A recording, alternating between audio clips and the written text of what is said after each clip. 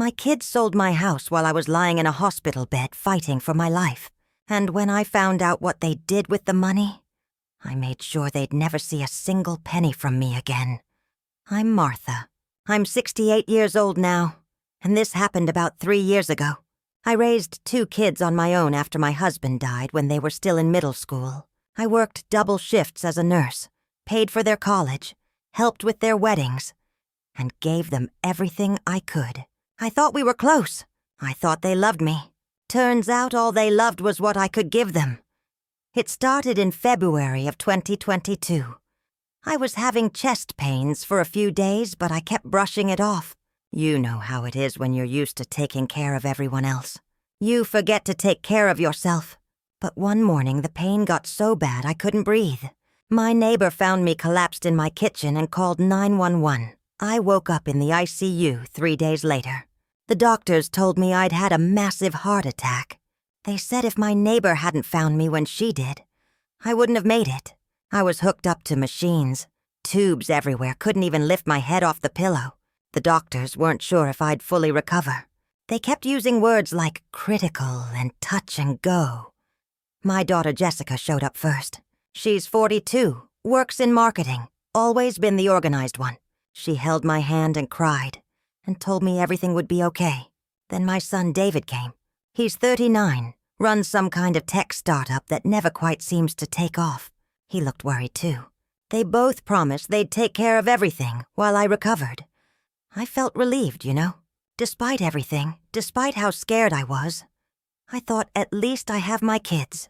At least they're here. The doctor said I'd need at least 2 months in the hospital. Maybe more. There would be surgery, rehabilitation, the whole thing. I couldn't work. I couldn't pay bills. I couldn't do anything. So, when Jessica suggested she should have access to my accounts to keep everything running, it made sense. She said she'd pay my bills, handle my mail, make sure the house was taken care of. I signed a power of attorney. The hospital had a notary come in, and I gave Jessica the authority to manage my finances while I was sick. David witnessed it. They both hugged me after. Jessica said, "Don't worry, Mom. We've got this. Just focus on getting better." The first few weeks were rough. I had surgery to put in stents. Then another surgery when complications came up. I was in and out of consciousness, pumped full of medication. Time became weird. Days blurred together. But whenever I was awake enough to think clearly, Jessica or David would be there. They'd tell me not to worry about anything. The house was fine. The bills were paid. Everything was handled. I should have known something was wrong when they stopped talking about the house. At first, Jessica would give me updates. She'd say things like, "I watered your plants," or "I grabbed your mail." But after about 3 weeks, she stopped mentioning the house at all. When I'd ask about it, she'd change the subject. "Don't worry about that now, Mom. Just rest." David did the same thing. I asked him once if he could grab some books from my nightstand at home, and he got weird about it. Said it was too far to drive, that he'd buy me new books instead. My house was 20 minutes from the hospital. He'd driven further for a breakfast burrito, but I was too sick to push it, too tired to ask more questions. I trusted them. 6 weeks into my hospital stay, my neighbor Carol came to visit. Sweet woman, been living next door to me for 15 years. She brought flowers and homemade cookies that I couldn't eat because of my diet restrictions. But it was the thought that counted. We chatted for a bit about nothing important, and then she said something that didn't quite register at first. "I'm so glad you're doing better, and I'm sure you'll love the new place once you're out of here. Change can be good sometimes." I stared at her. "What new place?" She looked confused. "Your new apartment? Jessica told me you decided to downsize, that the house was too much to maintain after your heart attack." My heart monitor started beeping faster. A nurse came in to check on me, but I waved her away. "Carol, what are you talking about?" That's when she told me. My house had been sold. There was a for sale sign up for 2 weeks. Then it changed to sold. A young family moved in about a week ago. Carol thought I knew. She thought this was all part of my recovery plan. I couldn't breathe. Not from the heart attack this time, but from pure shock and anger. Carol realized something was very wrong and tried to calm me down. But I was beyond calming. I made her leave. I needed to think. I needed to figure out what the hell was happening. When Jessica came by that evening, I didn't waste time. "Why did you sell my house?" Her face went pale, then red. Then she tried to smile, but it came out all wrong. "Mom, you're still recovering. We shouldn't talk about this. Now, tell me right now why you sold my house without telling me." She sat down and did. This thing where she took a deep breath like she was about to explain something to a child. "Mom, you were dying. The doctors said you might not make it. David and I had to make some hard decisions. The house was just sitting there, and you have so many medical bills. We thought it was the right thing to do." You thought selling my house without asking me was the right thing to do. You couldn't make decisions. You were barely conscious. "I'm conscious now. Where's the money from the sale?" She hesitated. That hesitation told me everything I needed to know. "We used some of it for your medical expenses." "Some of it?" "Jessica, that house was worth at least $400,000. How much did my medical bills cost?" "It's complicated, Mom." "Uncomplicated." She wouldn't look at me. "We used some of the money to pay off David's business debts. He was going to lose everything. And I put some toward my daughter's college fund. We were going to tell you once you were better. We were going to pay you back." I felt like I was having another heart attack. "You sold my house. The house I raised you in. The house your father and I bought together. And you used the money to pay off David's failed business and save for college. Mom, we can explain. Get out. Mom, get out of this room right now before I call security." She left. David showed up an hour later, probably after Jessica called him in a panic. He tried the same explanations, but with more excuses about how his business was about to turn around, how he'd pay me back with interest. I didn't want to hear it. I told him to leave too. The next few days were dark. I laid in that hospital bed and realized my own children had betrayed me in the worst possible way. They'd waited until I was at my weakest, unable to defend myself or my property. And they'd taken everything. Not because they had to, not because it was some emergency, but because they wanted the money and thought I might die anyway. The power of attorney I had signed gave Jessica the ability to manage my finances, but it didn't give her the right to sell my house without my consent. I'd signed a limited power of attorney, not a full one.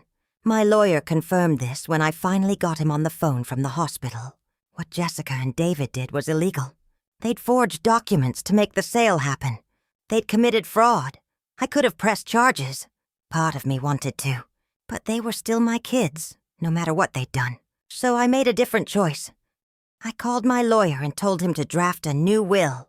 In the old will, I'd left everything split evenly between Jessica and David. My savings, my retirement accounts, my life insurance policy. It would have been about $600,000 total after I died. Not a fortune, but enough to make their lives easier. The new will left them nothing, not a single dollar. Instead, everything would go to charity, half to the American Heart Association, and half to a local women's shelter where I'd volunteered for years. Organizations that actually helped people, instead of stealing from their dying mothers. But here's the thing. I didn't tell Jessica or David about the new will. I let them think they were still in it.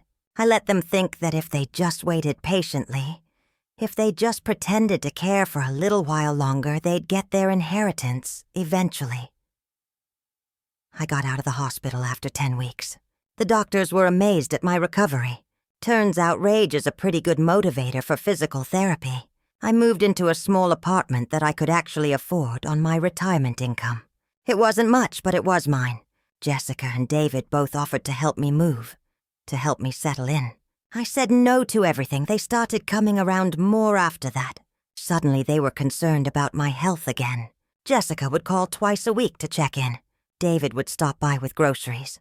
They were performing being good children, probably because they felt guilty, or maybe because they wanted to make sure they stayed in the will. I played along. I'd have dinner with them sometimes. I'd accept their help when they offered. I never mentioned the house again.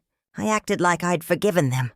Like water under the bridge, like these things happen in families. But I never forgot, and I never actually forgave them. About 8 months after I got out of the hospital, Jessica invited me to Thanksgiving at her house. Big family gathering, she said. David would be there with his wife and kids. It would be nice to have everyone together. I went. We ate turkey and stuffing and pumpkin pie. We took family photos. Jessica's daughter, my granddaughter, showed me her college acceptance letters. David talked about his new business venture. Everyone smiled. Everyone acted like we were a normal, happy family. During dessert, David brought up my living situation. He said my apartment was too small, that I should think about moving somewhere nicer. He and Jessica had been looking at some assisted living places that were really nice, he said. They'd help me with the costs. I knew what this was. They wanted me in assisted living so I'd spend down my savings faster, so there'd be less inheritance for them to wait for, but also so they could tell themselves they were being helpful. I smiled and said I was fine where I was. Jessica pushed a little harder, said they were worried about me living alone at my age with my health problems. What if something happened again? I put my fork down and looked at both of them. You two are so concerned about my well-being now. Where was that concern when you were forging documents to sell my house? The table went silent. Jessica's husband looked confused. David's wife looked at him with this expression like she was just finding out about this for the first time. That's all in the past, Mom, Jessica said quietly. We've apologized for that. No, you haven't. You've never actually apologized. You've explained. You've made excuses. You've tried to justify it. But you've never once said you were sorry. David cleared his throat. We're sorry, Mom. We really are. We made a mistake. A mistake is forgetting to call on my birthday. What you did was calculated theft. And the only reason you're being nice to me now is because you think you're getting an inheritance. Jessica's face went red. That's not fair. You want to talk about fair? Let me tell you what's in my will. Nothing. You get nothing. Every single penny goes to charity. I updated it while I was still in the hospital, right after I found out what you did. The looks on their faces were almost worth everything they'd put me through. Almost. David stood up so fast his chair fell over. You can't do that. We're your children, and I was your mother. That didn't stop you from selling my house and stealing from me while I was dying. So yeah, I can do that. And I did. That was 3 years ago. Jessica and David both tried to contest the will, but my lawyer said it was airtight. They hired their own lawyer to see if they could prove I wasn't mentally competent when I changed it. But that went nowhere. The hospital records showed I was completely coherent when I made the decision. They don't talk to me anymore. Jessica sends a card on my birthday, but that's it. David hasn't contacted me at all since that Thanksgiving dinner. Part of me is sad about it. They're still my kids. I still remember teaching them to ride bikes and helping with homework and being there for every school, play, and graduation. But a bigger part of me is at peace. I'm 68 years old. I've survived a heart attack, major surgery, and the betrayal of the 2 people I loved most in this world. I live in a small apartment with a cat I adopted from the shelter. I volunteer at that women's shelter twice a week. I have friends who actually care about me. My life is smaller than it used to be. But it's honest. The house is gone. The money from selling it is gone. My relationship with my children is gone. But my self-respect is intact. And at the end of the day, that's what matters. People ask me sometimes if I regret cutting them out of the will. They say family is family, that I should forgive, that holding grudges only hurts me. But here's what I learned from all this. Family isn't just about blood. It's about respect and trust and being there for each other when it matters most. Jessica and David broke that trust in the worst possible way. They put money ahead of their dying mother. And that's not family. That's just biology. So no, I don't regret it. Not even a little bit. They made their choice when they sold my house. I made mine when I changed my will. We all have to live with our decisions. the money will go to people who actually need it when I die. The Heart Association will use it to fund research that might save someone else's life. The Women's Shelter will use it to help women and children escape dangerous situations. That money will do real good in the world instead of paying off business debts or sitting in a college fund. And maybe that's the real ending to this story. Not revenge exactly, but justice. A kind of balance. My kids thought they could take advantage of me when I was weak, and they'd get away with it, because I'd either die or be too tired to fight back. They were wrong on both counts. I'm still here. I'm healthy. I'm happy. And I'm going to live long enough to make sure every penny I have left goes somewhere it'll actually matter. If you want to hear more stories like this, hit that subscribe button. After I cut my kids out of my will, I thought the story was over. Then I got a call from a lawyer I'd never met, and everything I thought I knew about my family turned out to be a lie. It's Martha again. 2 years after that Thanksgiving dinner where I told Jessica and David they were getting nothing. I was living my quiet life, volunteering at the shelter, spending time with my cat, going to physical therapy twice a week. I'd made peace with losing my kids, or at least I thought I had.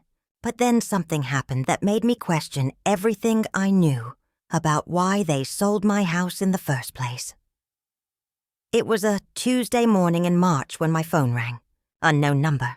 I almost didn't answer because these days it's usually spam calls trying to sell me extended car warranties or telling me my social security number has been compromised. But something made me pick up. Is this Martha Henriksen? A man's voice. Professional. Formal. Yes, who's asking? My name is Robert Chen. I'm an attorney with Morrison and Associates. I have some information regarding your former property on Oakdale Avenue. Do you have a few minutes to talk? My stomach dropped. The house. Even 2 years later, thinking about it made me feel sick. What about it? I'd prefer to discuss this in person if possible. Are you available to meet this week? I didn't like this.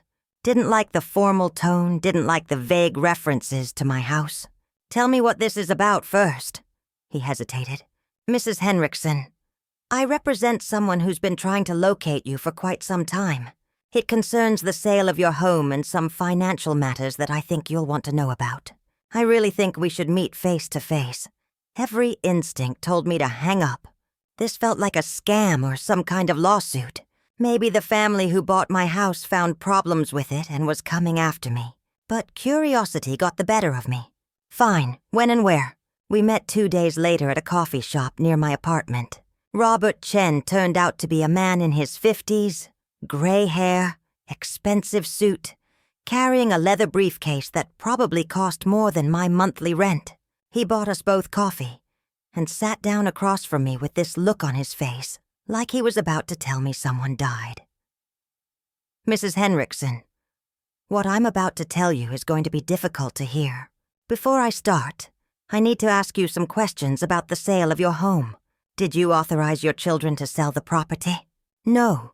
They did it while I was in the hospital having a heart attack. They had power of attorney for my finances, but they forged documents to make the sale happen. He nodded like this confirmed something. Did they tell you how much the house sold for? They said $400,000. That's what it was worth. The house actually has sold for $475,000. I felt my blood pressure rising. They told me $400,000. I know.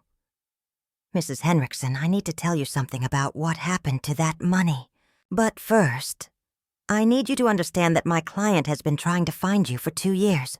Your children moved you to a new apartment after you were released from the hospital, and they didn't update your forwarding address properly. It's taken us this long to track you down. Who's your client? He pulled a folder from his briefcase and slid it across the table. Inside were bank statements, legal documents, and a letter written in handwriting I didn't recognize. My client is a woman named Sarah Chen. She's my daughter. She and her husband bought your house. I stared at him. Why would the people who bought my house hire a lawyer to find me? Because of what they found in the house after they moved in. Robert explained that Sarah and her husband bought my house in a rush. They had a baby on the way and needed to move quickly. The sale went through fast, and Jessica handled everything on my end. They closed in 3 weeks, which is unusually fast for real estate. But Jessica told them I needed the money immediately for medical bills. When Sarah and her husband moved in, they started renovations. They wanted to update the kitchen and bathrooms. During the kitchen renovation, they found something hidden behind a loose panel in one of the cabinets.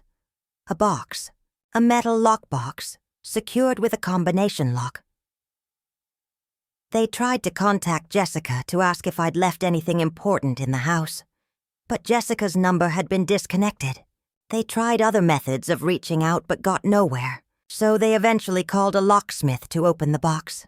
Inside were documents, bank statements from an account I didn't know existed, stock certificates, and a letter from my late husband. Robert pulled out copies of everything and laid them in front of me. "Mrs. Henriksen, did you know your husband had a separate investment account?" I looked at the papers. My husband's name, James Henriksen, was on all of them. Dates from 20 years ago, right before he died. "No, I had no idea." "Your husband set up this account when your children were young. According to the letter he left, he wanted to make sure you'd be taken care of if anything happened to him. He was putting money away secretly, investing it, building a safety net. He died before he could tell you about it." My hands were shaking. James had been dead for 23 years. We'd struggled after he died. I'd worked double shifts to keep the house and raise the kids. And all this time there was money? How much? My voice came out as a whisper. "At the time of your husband's death, the account had about $60,000. Over the last 23 years with compound interest and stock growth, it's worth approximately $380,000. I couldn't breathe. $380,000? All this time, the account was set up with specific instructions. Robert continued. "Your husband wrote in his letter that you could only access it in case of a true emergency. Life-threatening illness, loss of your home, something catastrophic. He hid the information about the account in the house because he knew you'd never go looking for it unless you absolutely had to. He wanted you to have security, but he also knew you'd refuse to touch it unless things got really bad."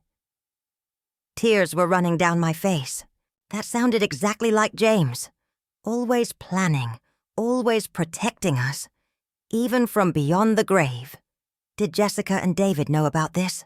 I asked. Robert's expression darkened. "We believe they did. After my daughter found the box, we did some investigating. The documents in the box included the letter from your husband. But there were also some papers that appeared to have been looked through before. Fingerprints on the stock certificates that didn't match my daughter's or her husband's. And here's the important part. Jessica scheduled the home inspection and was present for it. She specifically asked the inspector to check all the cabinets in the kitchen. Our theory is that she was looking for this box. But how would she have known about it? We don't know for certain. But your husband might have told your children about it when they were young. Or perhaps one of them found it years ago and never mentioned it. Either way, we believe Jessica knew the account existed, and that's why she was so eager to sell the house quickly." I thought back to how rushed everything had been. How Jessica kept saying I needed to sign papers, needed to give her authority, needed to let her handle everything. How she sold the house in 3 weeks when most home sales take months. She was trying to get the house sold before I recovered enough to stop her, before I could find the box myself. That's what we think, yes. But she didn't find it. No. We think she looked during the inspection but couldn't locate it. The lockbox was very well hidden. Your husband did a good job. But Jessica went ahead with the sale anyway. Probably hoping whoever bought the house wouldn't find it either. She got $475,000 for the house and kept the extra $75,000 without telling you. She was planning to come back later and somehow get into the house to search more thoroughly. But my daughter started renovations immediately. My head was spinning. This was so much worse than I thought. Jessica hadn't just stolen my house. She'd stolen my house while looking for money my husband had hidden for me. Money that was meant to protect me in exactly the situation I'd been in. Mrs. Henriksen, legally, the contents of the house at the time of sale belong to you, not the new owners. That includes this lockbox and everything in it. My daughter and her husband want to do the right thing. They've been holding on to these documents and the account information for 2 years, trying to find you. The account is rightfully yours. I couldn't speak. After everything, after losing my house and my kids and my savings, there was still this. James had still found a way to take care of me. There's one more thing, Robert said quietly. We found email correspondence on an old laptop Jessica left in the garage. She was supposed to clean out the garage before the sale, but never did. In the emails, Jessica and David were discussing the hidden account. They knew about it. They were planning to find it and split it between themselves. They thought you'd die in the hospital and never know. I left that coffee shop with a folder full of documents and a phone number for the bank, where my husband's account was held. It took 3 weeks to get everything transferred into my name. Lawyers, paperwork, verification of identity, the whole process. But eventually, $380,000 appeared in my bank account. I sat in my apartment staring at my laptop screen, looking at that number. More money than I'd ever had in my life. Enough to buy a small house, to live comfortably for the rest of my years, to never worry about money again. And my kids had known about it the whole time. I called Jessica first. She answered on the 3rd ring, her voice cautious.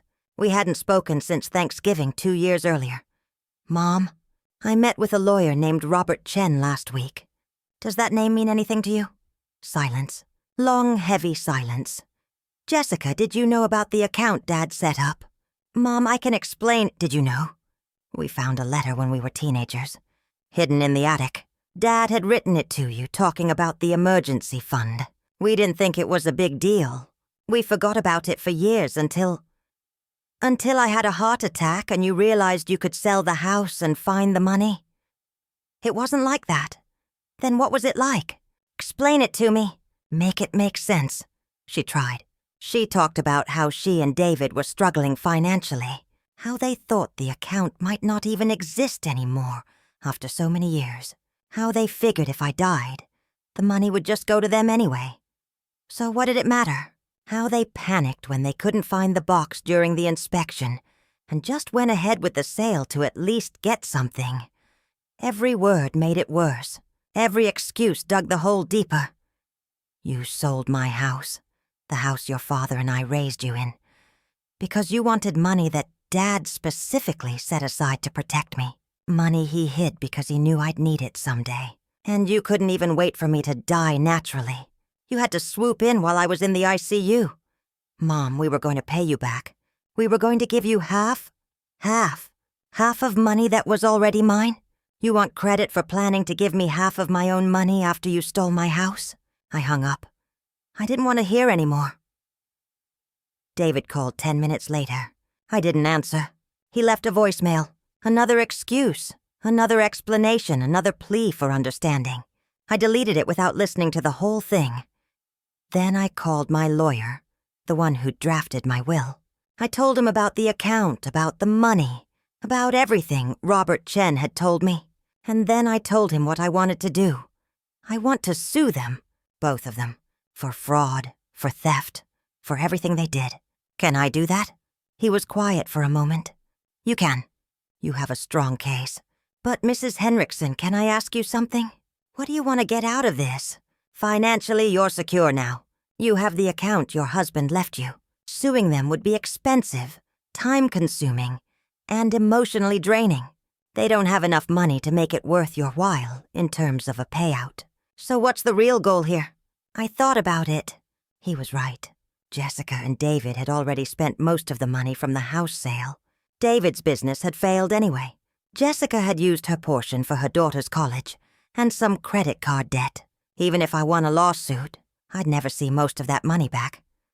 I want them to know they didn't win. I said finally. I want them to know that Dad was smarter than they were, That even after 23 years, he still protected me better than they ever did. You can tell them that without a lawsuit, and it'll hit harder coming from you than from a judge. So that's what I did. I wrote them each a letter. Not long, not dramatic. Just the facts. I told them I had the account. I told them I knew they'd been looking for it. I told them their father had loved me enough to plan for my future, and they'd loved me so little they couldn't even wait for me to die before trying to steal from me. And then I told them the money would go exactly where I'd planned. To charity, every single penny, including the $380,000 from James, the Heart Association, and... That was 8 months ago. The scholarship fund is set up now. The first recipients got their money last month. 3 students, all working multiple jobs while going to school, all dealing with the loss of a parent. The look on their faces when they got the award made everything worth it. I used $50,000 of the money to buy a small condo. Nothing fancy, but it's mine. Truly mine this time. No one can take it from me. The rest is invested, growing, waiting to do good in the world after I'm gone. Jessica sent one email after she got my letter. Just 3 sentences. I'm sorry, Mom. I know you won't believe that, but it's true. I hope someday you can forgive us. I haven't responded. Maybe I will someday. Maybe I won't. Right now, I'm okay with the silence. David hasn't contacted me at all. I heard through a mutual friend that he's moved to another state. Fresh start, apparently. Good for him. The funny thing is, I'm not angry anymore. I was for a long time. Furious, bitter, betrayed. But finding out about James's account changed something. It reminded me that I was loved once, deeply and truly. That someone had thought about my future and planned for it, and protected me even after they were gone. My kids failed me. That's just a fact. They chose money over their mother, greed over love, convenience over integrity. But James didn't fail me. He never did. Not once in our entire marriage. And not even in death. I'm 70 now. My health is good considering everything. I still volunteer at the shelter twice a week. I've made friends in my building. Other older folks who get together for card games and potlucks. I have a life that's small but full.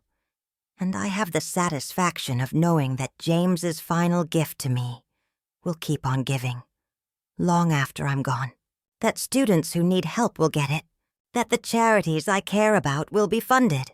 That my kids will spend the rest of their lives knowing they gambled on their mother dying and lost. People tell me I should forgive them. That holding on to resentment only hurts me, not them. But here's what I've learned. Forgiveness isn't the same as forgetting. It's not the same as pretending something didn't happen, or saying it's okay when it's not. Maybe someday I'll forgive Jessica and David for what they did. Maybe on my deathbed, I'll call them and tell them I understand they made mistakes, and I'm letting go of the anger.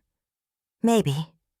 But I'll never forget, and I'll never regret cutting them out of my life, because some betrayals are too deep, too calculated, too cruel to come back from. And that's okay. Not every relationship is meant to be saved. Not every wound is meant to heal. I learned that you can survive the people you love trying to destroy you. You can come out the other side stronger, wiser, more clear about what matters. And what matters isn't blood or obligation or guilt. What matters is knowing that when you lie down at night, you can be proud of the choices you made. You didn't let them break you. You didn't give them the satisfaction of winning. You took what was meant to protect you and turned it into something that will protect others. That's not revenge. That's legacy. And it's the best possible ending to this story. James would be proud. And at the end of the day, that's the only opinion that matters anymore. Subscribe if you want to hear what happened when Jessica tried to contest the scholarship fund. I thought it was finally over. Then Jessica showed up at my door with a lawyer, claiming my dead husband's money legally belonged to her. What happened next? I never saw coming. Martha here, one last time. After I set up the scholarship fund in James's name, I figured Jessica and David would just fade away into their own lives. I'd have my peace, they'd have their guilt, and that would be that. I was wrong. Turns out when you cut selfish people out of hundreds of thousands of dollars, they don't just accept it and move on. They fight back. And Jessica fought dirty. It started 6 months after I sent those letters. I was having coffee in my condo on a Saturday morning, reading the news on my tablet, when someone knocked on my door. Loud, aggressive knocking. The kind that makes your heart jump because you know it's not a friendly visit. I looked through the peephole and saw Jessica standing there with a man I didn't recognize. He was younger, maybe early 30s, wearing a suit and carrying a briefcase. Jessica looked different than the last time I'd seen her. Thinner. Tired. Her hair was grayer. She looked like someone who hadn't been sleeping well. I almost didn't open the door. My first instinct was to pretend I wasn't home. But something in me, some stubborn part that refused to hide in my own house, made me unlock the deadbolt. Jessica. Mom, we need to talk. This is Brandon Fletcher. He's an attorney. The man extended his hand. I didn't shake it. What's this about? Can we come in? Jessica asked. Please? I didn't want them in my home. This was my space, my sanctuary.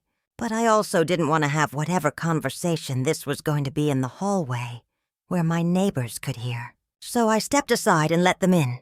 They sat on my couch. I stayed standing. Brandon Fletcher pulled papers from his briefcase and set them on my coffee table. Mrs. Henriksen, my client has asked me to discuss the matter of your late husband's estate and the assets that were recently recovered from your former home. You mean the money my husband hid for me that your client tried to steal? He didn't react to that. Lawyer face. Completely neutral.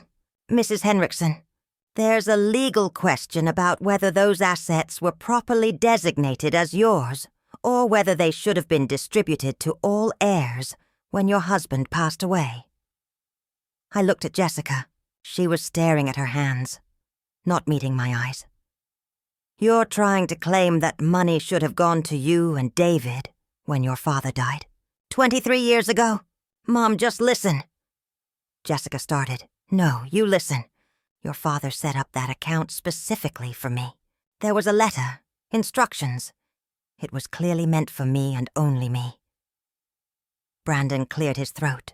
The issue is that the account was never listed in your husband's will or probated as part of his estate. Technically, when someone dies, all their assets are supposed to go through probate. If this account wasn't included, there's an argument that it was never properly distributed according to legal requirements. That's ridiculous. The account was hidden on purpose. James wanted me to have it in case of emergency. That emergency happened. I found it. End of story. In Nebraska law, you were living in Nebraska when your husband died, correct? There's a statute of limitations on estate claims, but there are exceptions for cases where assets were deliberately concealed or unknown to the heirs.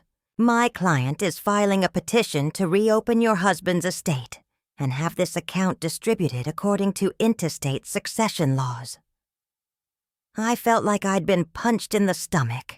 You're suing me. You're actually suing me for your father's money.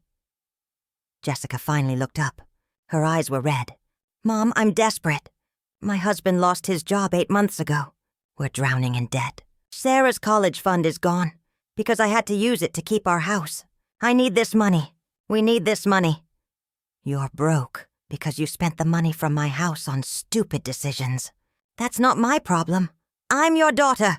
You stopped being my daughter when you sold my house while I was dying. My voice came out louder than I intended. My heart was racing. I could feel my blood pressure spiking. You need to leave. Both of you. Right now. Brandon stood up smoothly, gathering his papers. Mrs. Henriksen, you'll be served with official papers within the next few days. I'd recommend you retain legal counsel. This is a complex estate matter and get out of my house. They left. Jessica turned back at the door, like she wanted to say something else, but I slammed it in her face. I called my lawyer that same day. His name is Martin. He's been my attorney since I updated my will in the hospital 3 years ago. I explained what Jessica was trying to do, and there was a long silence on the other end of the phone. Martha, I'm not going to lie to you. This could be a problem. What do you mean? The money was clearly James's gift to me. I understand that. And morally, you're absolutely right. But legally, it's complicated. When your husband died, his estate should have gone through probate. If this account existed at the time of his death and wasn't included in probate, there's a technical argument that the estate was never properly closed. So, what does that mean? It means Jessica might have a case to reopen the estate. If a judge agrees, the account could be considered part of his general estate and distributed according to intestate laws. In Nebraska, if there's a surviving spouse and children, the spouse gets the first $100,000 and half of the remaining balance. The children split the other half. I did the math in my head. The account had been worth $60,000 when James died. I'd get all of that. But over the 23 years of growth that turned it into $380,000, Jessica and David would have a claim to half of that growth, around $160,000, split between them. $80,000 each, that's insane. The only reason the money grew is because it was invested for 23 years. James specifically wanted that growth to benefit me, not them. I know, but the law doesn't always align with intention. Look, we can fight this. We have the letter from your husband. We have evidence of his clear intent. But it's going to be expensive and time-consuming, and there's no guarantee we'll win. How expensive? Legal fees for something like this? Could be $30,000, $40,000. Maybe more if it goes to trial. I sat down hard on my couch.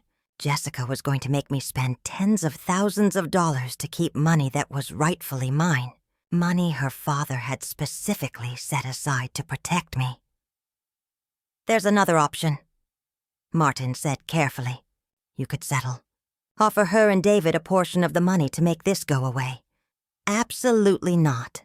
I'm not rewarding them for trying to steal from me. Again. I understand. Just wanted to put all the options on the table. If you want to fight this, I'm with you. But prepare yourself for a long battle. The next few weeks were hell. I got served with official papers. Jessica had filed a petition to reopen James's estate. The court date was set for 2 months out. I had to provide financial records, copies of the letter from James, documentation of the account, everything. Martin filed our response arguing that the statute of limitations had passed, that James's intent was crystal clear, and that Jessica had no standing to make this claim because she'd already received her inheritance in the form of college tuition, help with her wedding, and various other support over the years. But Jessica's lawyer had done his homework. He filed a counter-response with case law, showing that when assets are deliberately concealed, the statute of limitations doesn't start until the assets are discovered. He argued that since the account was only found 2 years ago, the clock had just started ticking. I couldn't eat, couldn't sleep. I'd wake up at 3 a.m. with my mind racing, thinking about losing half of James's money to the same kids who'd already stolen my house. The stress was affecting my health. My blood pressure was up again. My doctor threatened to put me on additional medication. And then, about 3 weeks before the court date, something unexpected happened. David called me. I almost didn't answer. I hadn't spoken to him since that Thanksgiving dinner 3 years ago, but curiosity got the better of me. What do you want? Mom, I need to talk to you about Jessica's lawsuit. Are you calling to pile on? Because if you're joining her lawsuit, I'm not. I told her not to do this. We had a huge fight about it. I'm calling because I think I can help you. I didn't trust this. Not for a second. Why would you help me? Because what Jessica's doing is wrong. What we did with your house was wrong. I've known that for years. But I was too proud and too stupid to admit it. I've been in therapy, Mom, working through a lot of stuff. And one of the things I've realized is that I destroyed our relationship over money. Money I didn't even need. Money that wasn't mine to take. David, if this is some kind of trick, it's not. I have emails. Text messages between me and Jessica from back when we sold your house. Communications where we talked about Dad's hidden account, about how we were planning to find it, about how we thought you were going to die anyway, so it didn't matter. I never deleted them. I don't know why. Maybe I knew someday I'd need proof of what we did. My heart was pounding. Why are you telling me this? Because those messages prove Jessica knew about the account before she sold your house. They prove we were actively looking for it. If your lawyer can show that Jessica was trying to steal this money 3 years ago and only filed this lawsuit because she didn't succeed back then, it destroys her case. She can't claim she's trying to correct a legal error when she was actually just trying to rob you, and failed. You'd testify against your own sister? There was a long pause. She's not the sister I thought I knew anymore. She's obsessed with this money, Mom. She's borrowed money from loan sharks to pay her lawyer. She's destroyed her marriage because her husband thinks this is insane. She's spiraling, and someone needs to stop her before she loses everything. And you think that someone should be me? I think you're the only one she might actually listen to. But you need leverage. The emails are leverage. I'll send them to your lawyer. You can use them however you need to. He hung up before I could respond. An hour later, Martin called to say he'd received a large file of documents from an anonymous email address, screenshots of text messages and emails between Jessica and David, dated from the time period when I was in the hospital. Martin read some of them to me over the phone. They were worse than I'd imagined. Jessica to David. Did you check the kitchen cabinets? Dad's letter said he hid everything in the kitchen.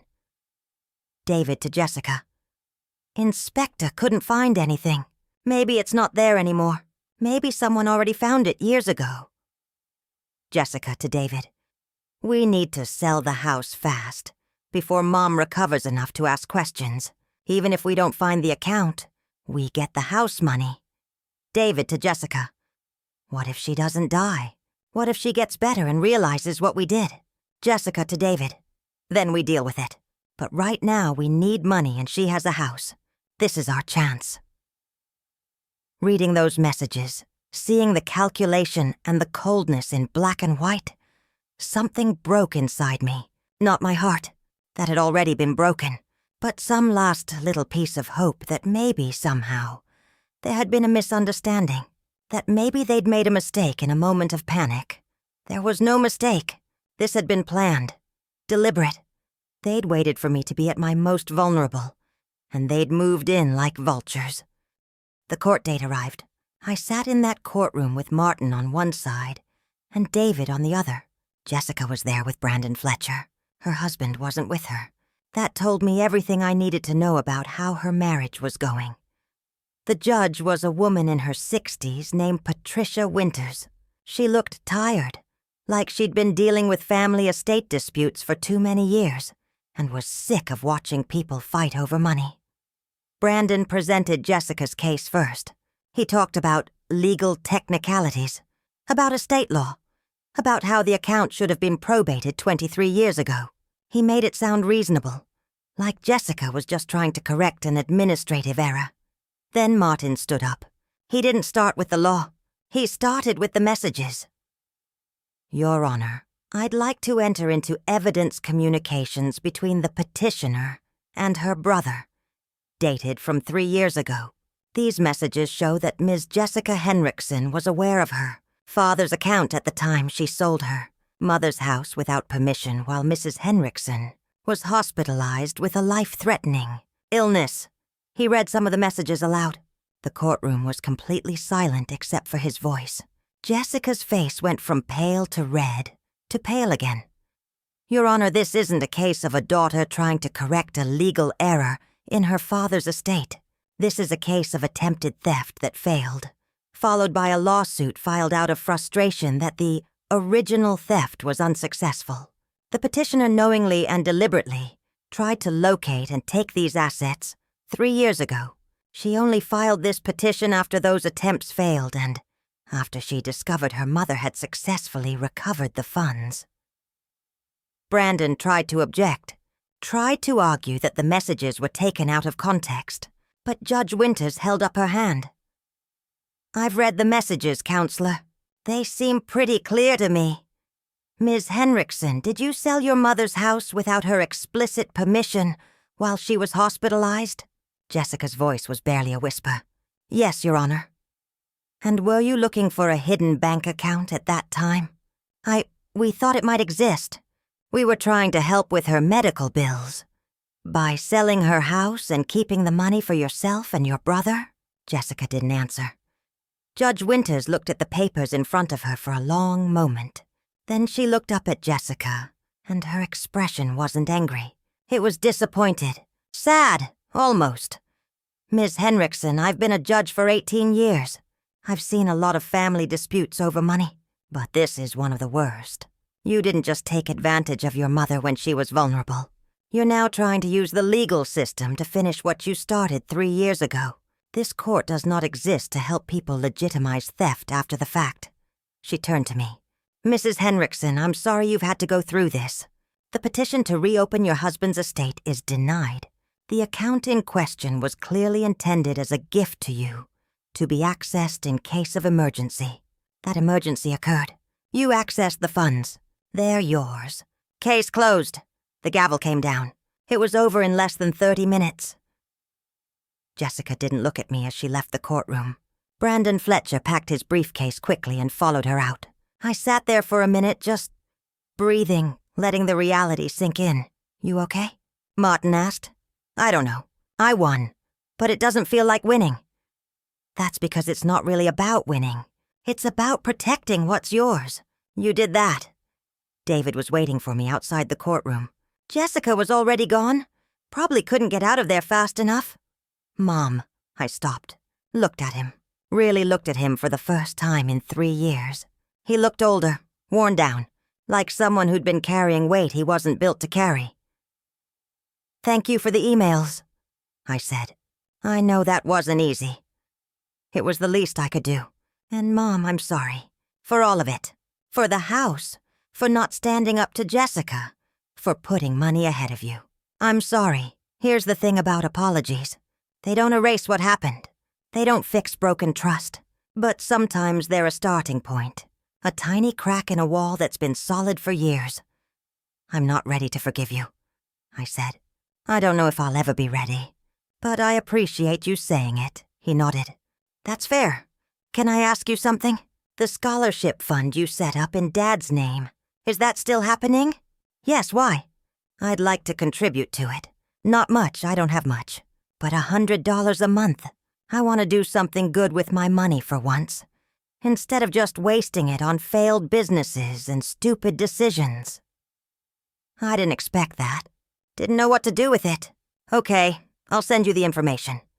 And Mom, I know you don't want to hear this, but Jessica's not doing well. The lawsuit cost her everything. Her marriage is over. She maxed out credit cards to pay the lawyer. She's talking about filing for bankruptcy. That's not my problem, David. I know. I just thought you should know. In case you ever decide you want to reach out. I didn't respond to that. I wasn't ready. Might never be ready. That was 4 months ago. Jessica never called to apologize. I heard through David that she moved back in with her ex-husband's parents, temporarily while she got back on her feet. Her daughter, my granddaughter, is finishing college. I sent her a card for her graduation. Just a card. No money, no long letter. Just congratulations. She sent back a thank you note. It was polite but distant. I don't blame her for that.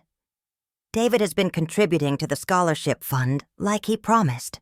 He calls once a month and we talk for maybe 10 minutes. Surface-level stuff. Weather, health, his new job. It's not a relationship, not really. But it's something. A thread connecting us where there was nothing before. The scholarship fund gave out awards to 5 students this year. One of them was a single mother in her 40s going back to school after losing her husband to cancer. When she spoke at the awards ceremony, she talked about how her husband had always wanted her to finish her degree and how this scholarship was making that possible. I cried. Not sad tears. The other kind. I'm 71 now. My health is stable. I take my medications, go to my doctor appointments, do my physical therapy exercises. I have a routine. Coffee shop on Tuesday mornings with a friend from my building. Volunteer at the shelter on Thursdays. Book club on Saturday afternoons. My life is small and quiet and mine. Nobody can take it from me. Nobody can sell it out from under me. Nobody can forge documents, or make legal claims, or show up with lawyers demanding what isn't theirs. I think about James sometimes, wonder what he'd think about how everything turned out. Part of me thinks he'd be disappointed in how the kids turned out, but proud of how I handled it. Another part of me thinks he'd be sad that it came to this at all. But mostly, I think he'd be relieved that his plan worked. That even 23 years after his death, that hidden account did exactly what he intended it to do. It protected me when I needed it most. It gave me security when my own children tried to take everything from me. It allowed me to help other people the way I'd spent my whole life helping people. That was always who I was. A nurse, a caregiver, someone who took care of others. Jessica and David forgot that about me. They thought I was just a source of money, a person who existed to fund their lives. They forgot I was a whole human being with dignity and rights and feelings. But I didn't forget who I was, and I won't. People ask me sometimes if I regret how things turned out with my kids, if I wish I'd handled things differently, been more forgiving, given them more chances. And honestly, no, I don't regret it. I gave them everything when they were growing up. Love, support, opportunity. I worked myself to exhaustion to give them good lives. And when I needed them, when I was at my lowest, they took advantage of me. Not once, but twice. First with the house, then with the lawsuit. At some point, you have to stop setting yourself on fire to keep other people warm. At some point, you have to say enough is enough. This is my line. This is where I stand. And if you can't respect that, then you can't be in my life. That's not cruel. That's self-preservation. And after 71 years on this earth, I've finally learned that self-preservation isn't selfish. It's necessary. The scholarship fund will outlive me.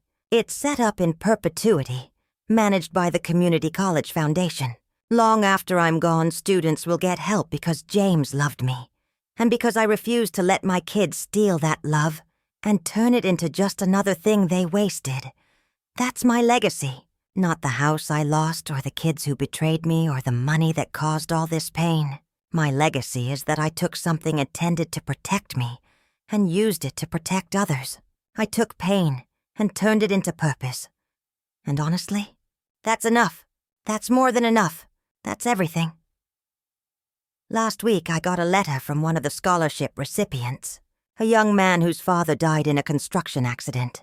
He wrote about how he was going to be the first person in his family to graduate from college, how he was studying engineering because his dad had always worked in construction, and he wanted to design buildings that were safer, how the scholarship meant he didn't have to work 3 jobs and could focus on his classes.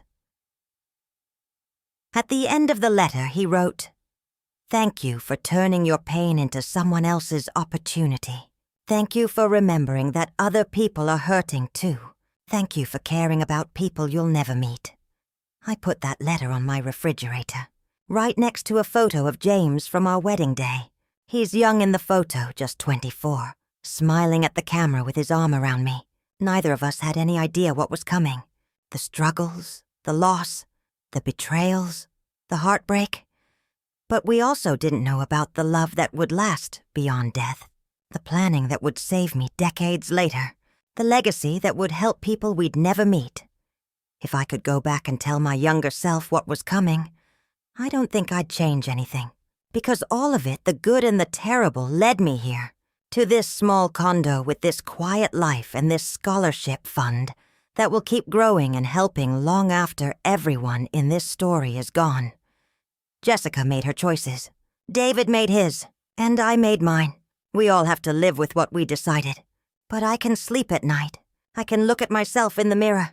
I can sit with my coffee in the morning and feel at peace. And that's something no amount of money can buy. That's something nobody can take from me. Not my kids, not their lawyers, not anyone. That's mine. Just mine. And it's enough. If this story meant something to you, subscribe to the channel.